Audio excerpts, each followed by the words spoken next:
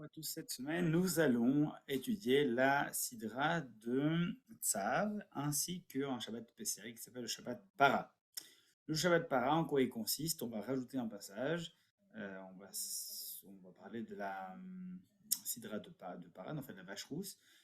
C'est quoi le concept de la vache rousse? La vache rousse, c'est une mitzvah un peu particulière, un peu étrange, qui consiste à prendre une vache qui a rien demandé, une gentille vache. Une vache qui d'ailleurs est rousse, comme son nom l'indique. Et on va la prendre, cette vache, et on va la brûler. Ce qui n'est pas excessivement gentil, je vous l'accorde. C'est après, avec la poudre, avec les cendres de cette vache, on va les mélanger avec de l'eau et on va asperger une personne. Pas n'importe qui, bien sûr. Il ne s'agit pas d'asperger les gens dans la rue avec de la poudre de vache rousse. Mais non, il s'agit d'aller asperger une personne qui a contracté une impureté de premier ordre, une impureté de Aviv Votatuma, d'une personne qui a été au contact d'un mort, le mort étant considéré comme étant la première source d'impureté, impureté primordiale. Et ensuite, lorsqu'une personne est au contact d'un mort, il ne peut pas se purifier, par exemple en allant au mikvé. À l'époque du tabernacle et puis après du temple, il fallait qu'il soit purifié par un processus particulier qui mettait justement dans le processus l'aspersion des cendres de cette vache rousse. Qui aspergeait? C'était le Cohen qui aspergeait. Un Cohen qui aspergeait, pas nécessairement un Cohen Asperger. Oui, il aspergeait. Et le Cohen qui avait aspergé lui-même devenait impur, mais d'une impureté qui était moindre, et après il pouvait se purifier par un processus plus simple.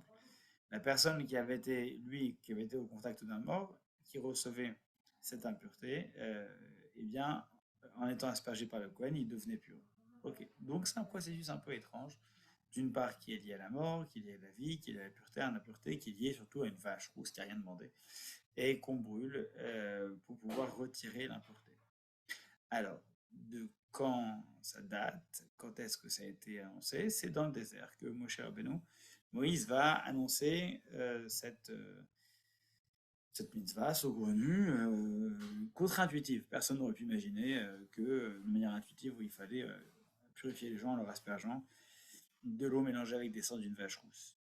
Il y a évidemment des explications qui sont données, un certain nombre. Notamment, on pourrait tout simplement parler euh, du caractère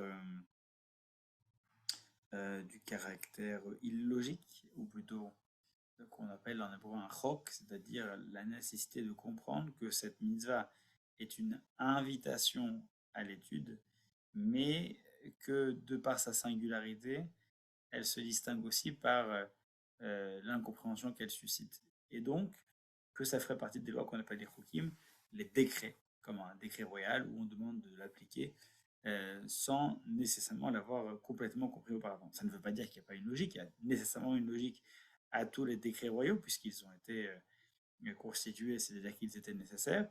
Donc il y a une logique derrière. Cependant, comme tous les chukim, tous ces décrets, la logique n'est pas immédiatement perceptible, elle ne l'est peut-être pas complètement, elle ne le serait peut-être jamais.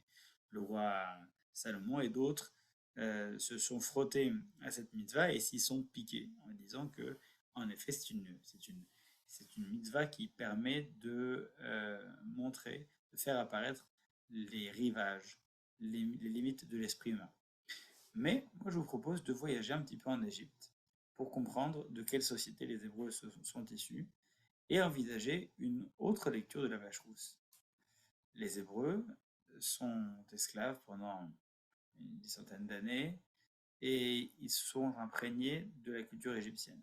Le Rambam, comme d'autres, diront que les sacrifices et certaines mitzvot seront peut-être un tremplin ou plutôt une transition qui permettra au peuple d'Israël de s'affranchir, des traditions qu'il avait imbibées, dont il était imbibé en Égypte, et de pouvoir passer d'une tradition à une autre.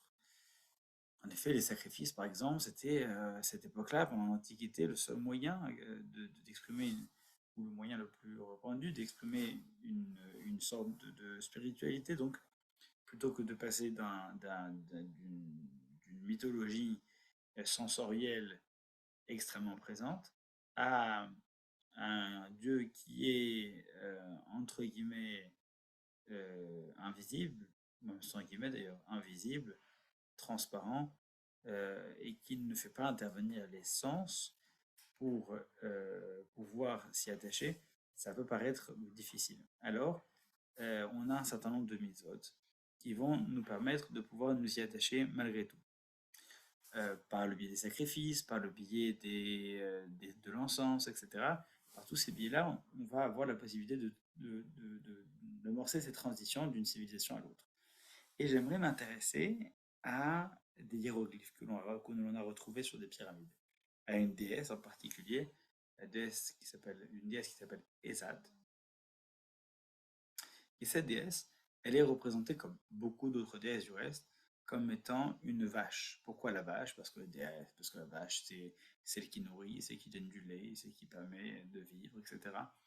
Donc, c'est la raison pour laquelle plusieurs déesses sont représentées par des vaches. Mais il y en a une en particulier qui m'intéresse, c'est la déesse Désat, qui, elle, d'une part, est la mère d'Anubis, le dieu égyptien de la mort, et d'autre part, qui donne naissance au roi sous forme de veau d'or.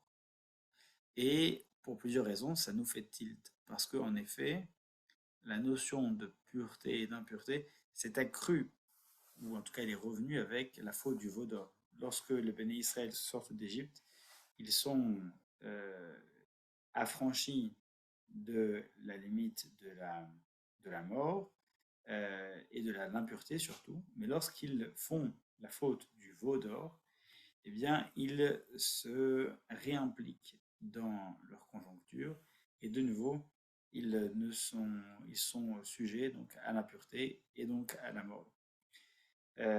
C'est juste après ça, justement, que la question de pureté va de nouveau se poser et les prêtres, qui étaient les aînés de chaque famille, seront donc rétrogradés pour laisser la place aux Lévis, qui eux ne se sont pas plongés dans la faute du veau d'or.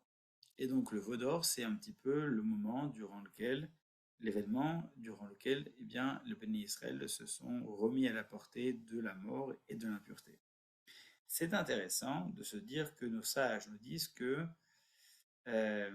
c'est la mère qui fera pardonner la faute du fils.